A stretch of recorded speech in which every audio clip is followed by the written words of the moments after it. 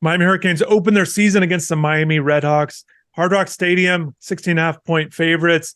David, when I came up with this topic discussion, I had a hard time actually putting the words together of how to answer this, but essentially, and take it however you want. I'll let you go first on this one. I don't know which way you're going to go. I've got a couple directions I've been thinking about, but what's the biggest area for this game that you'll be looking at as a potential, maybe a sign of things to come? You can go positive or negative. If this happens in the game, that's a negative sign, probably moving forward, or even a positive thing that might happen in the game, whether it's a player, a position group, maybe just even a certain area of the game. With this game against the RedHawks, where would you go with that? Maybe as the biggest thing to maybe watch for, maybe a biggest takeaway, anticipating it. If this happens, what does it mean? Yeah, I think there's a lot of ways you could go here. I thought about going with like offensive line because clearly that's the identity where Mario Cristobal wants to build his program first, and they've certainly revamped that position group year over year. And so I think that's an important piece. But for me, where I'm at is I want to see wide receivers make some plays after last year because Miami was one of the least explosive passing offenses in the country last year. They ranked 101st in the country in being able to generate passing plays of at least 20 yards. And when you look at teams that generated passing plays of at least 40 yards, Miami was the worst in the ACC, and that was worse than putrid offenses like Virginia, Georgia Tech, Virginia Tech. So to me, I mean, look, I do think there's going to be a big emphasis on running the ball this year, and I think they will be better at that year over year. But I think the ceiling of this offense is going to be determined by how they do in the passing game. Shannon Dawson, the new offensive coordinator, comes in with an air raid approach to unlock some explosive passing potential. And I'm curious just how these receivers step up, specifically Colby Young. I kind of view him as Miami's top receiver this year, but what does that mean, right? What type of production is he going to put on the field this year? Is he going to be a threat that defenses have to account for? Or is he simply just going to be the best option Miami has, right? So that's where I'm at right now. I want to see receivers making plays. And quite frankly, if the receivers can't get separation or make contested catches against a Miami of Ohio secondary that's, got some question marks going into this first game, we'll see what they are in the game. But if you can't make plays against this group, I have a hard time seeing you do it against Texas A&M in week 2 and also just your ACC schedule in general. Yeah, just to add a few points to your point about statistically, you dropped some good stuff. 101st, as you mentioned, in 20-yard passes, they were 15th a year ago. 117th, you said last in the ACC with 40-yard passes. They were 117th nationally. Again, 15th the year before. Those are huge drop-offs with a quarterback that returned. Receivers did change, and that will be certainly a big point. Yeah, I think that's definitely something I was thinking about with this downfield passing game. And the players have talked so much about how it's so much different with Shannon Dawson's offense. They've not shied away with how much they like him. He's a player's coach. They really like that he wants to get the ball to the receivers. All of the receivers, essentially, whenever they do these interviews, whether it's spring, media day, throughout fall camp, they've all talked highly about Dawson, the style. They're really excited. Van Dyke has done it. Even other quarterbacks, his backups have also heard them talk so highly about it. So you got to put it on the field. You've got to show out. There's no doubt about it.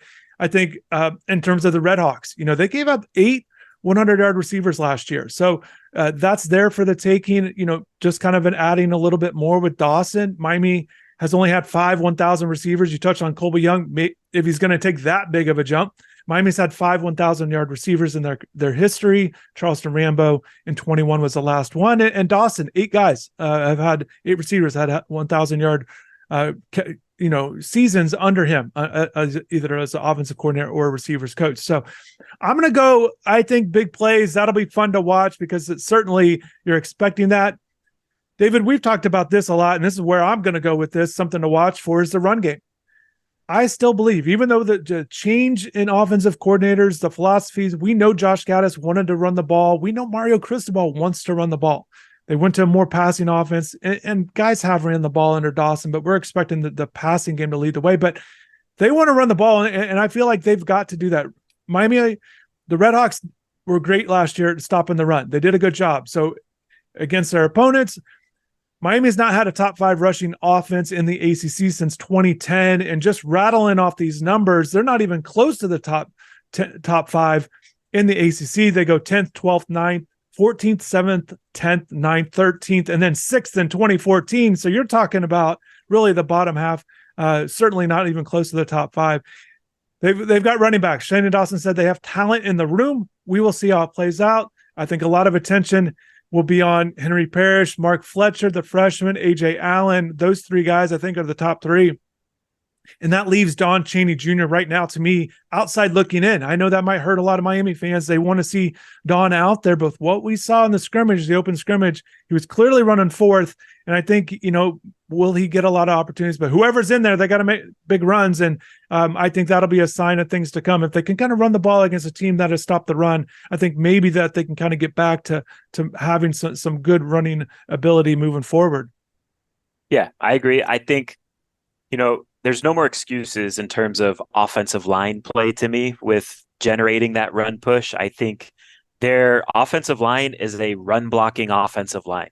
I think it's going to do fine in pass protection as well. But if you just look at the size and what they each bring to the field, I think run blocking is the strength for most of those starting 5.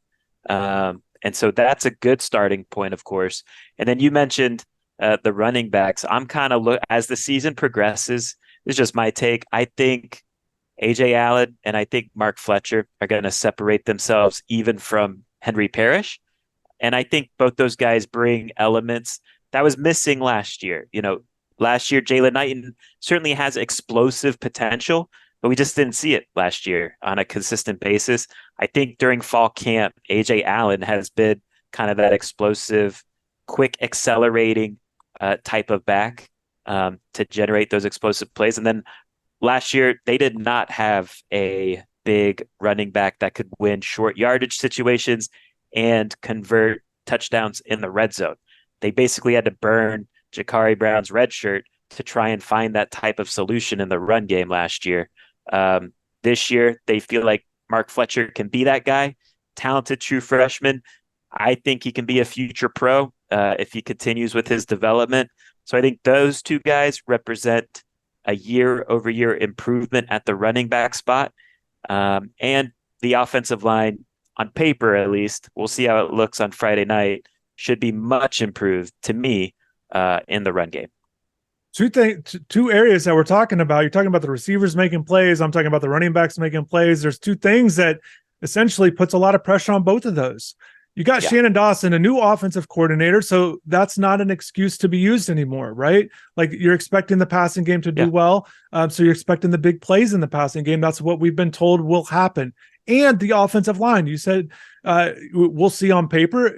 We've seen it on paper. We'll see it in the games, but certainly that's not going to be, to me, that's not going to be a valid excuse why the running game can't succeed. So if the running game has an offensive line, the receivers have a coordinator that's pass friendly, it's up to the players. And I feel like that'll be the big thing. And guys will have to perform. And you touched on maybe with what we could see as things transpire with the personnel in terms of Parrish, if he can hold on to that job, or if 2 guys are going to chase him down. Again, we're not expecting Chaney to be in that mix at this point with what we've seen and with how the team has used him.